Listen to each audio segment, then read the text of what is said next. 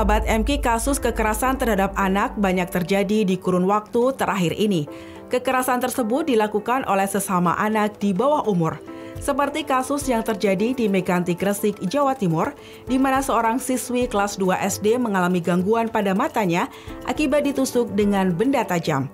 Selain itu, kasus perundungan juga terjadi oleh salah seorang siswa SMP di Cilacap, Jawa Tengah. Berdasarkan data dari sumber Simfoni PPA, kekerasan yang terjadi pada anak di tahun 2019 mencapai 11.055. Tahun 2020, kekerasan meningkat menjadi 11.264. Pada 2021, kekerasan pada anak meningkat di angka 14.446.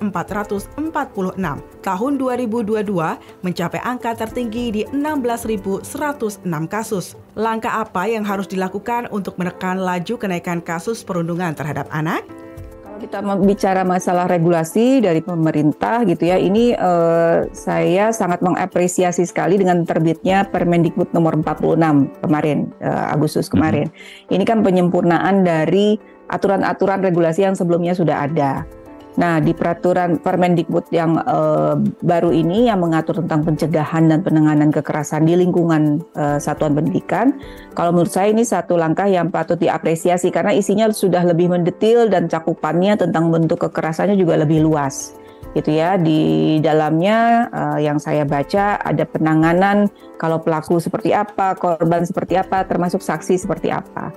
Jadi kalau dari sisi regulasi kita patut apresiasi lah Mas, usahanya pemerintah gitu ya. Cuma kalau mau didorong lagi, cuma kemarin saya sempat ngobrol sama Pak Menko PMK, kalau dari sisi Kemkominfo yang memfilter misalnya tontonan-tontonan atau game-game yang berbau kekerasan itu sepertinya sudah sampai saat ini sudah optimal gitu ya.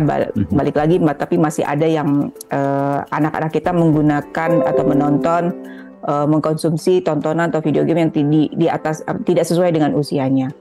Nah, jadi kalau saya lihat sebagus apapun regulasinya, sebagus apapun usaha pemerintah, kalau penerapannya nggak efektif ya nggak jalan juga gitu ya. Nah terus selama ini usaha kita tuh lebih kayak memadamkan api nih Mas Anhar. Jadi viral, ada kejadian viral, wah semuanya heboh gitu ya. Semua media buat talk show tentang hal ini gitu ya. Tapi terus nanti turun lagi terus terus nanti baru muncul lagi ketika ada yang viral. Nah sepertinya ini ada yang luput ya. Jadi kalau menurut saya kita harus lebih fokus kepada pencegahannya. Gitu. Balik lagi ke Permendikbud tadi, di Permendikbud itu diatur soal ada pembentukan tim. Sekolah harus punya tim untuk yang terdiri dari orang tua, pihak sekolah, lingkungan masyarakat, termasuk pemerintah daerah. Nah, ini mungkin fokusnya lebih ke pencegahan. Pencegahannya ya gimana sih? Balik lagi ke diri kita masing-masing juga di luar tim itu juga ya, gitu ya. Kalau tim itu mungkin bentuknya bisa kayak pengarahan berkala di sekolah-sekolah, bagaimana mencegah bully, bagaimana memecahkan masalah tanpa kekerasan, semacam itulah gitu ya. Psikolog, guru BK juga bisa dilibatkan dari situ.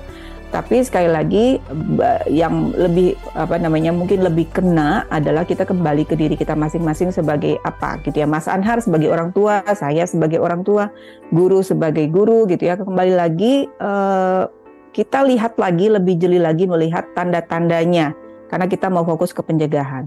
Kalau ada misalnya perubahan perilaku di anak-anak kita, misalnya jadi lebih agresif atau dia kok jadi lebih murung, nah itu langsung didekati. Di sekolah pun gitu, kalau misalnya terlihat ada anak yang kok dikucilkan, terus ada anak yang terlihat beda sendiri dari teman-temannya, ada anak-anak yang berkelompok gitu, nah itu langsung di-approach, didekati. Dari kasus-kasus yang viral ini yang saya tahu itu ternyata bukan kejadian pertama. Jadi sebelumnya ada kejadian-kejadian sebelumnya beberapa kali yang ternyata memang tidak tertangani dengan baik sehingga si pelaku ini terus-menerus mengulang perilakunya gitu. Nah jadi mungkin ya balik lagi nih Mas Ahran, gue sebagai orang tua kita mesti lebih jeli. Anak kita nonton apa sih? Anak kita main video game apa sih? Sesuai nggak sama usianya? Karena kalau video game yang berbau kekerasan itu dimainkan berulang kali setiap hari lama-lama ya, sensitivitas anak terhadap kekerasan itu berkurang ya, berempati terhadap misalnya orang yang dipukuli, melihat orang yang terluka itu jadi berkurang karena setiap hari dia sudah terbiasa melihat kekerasan seperti itu.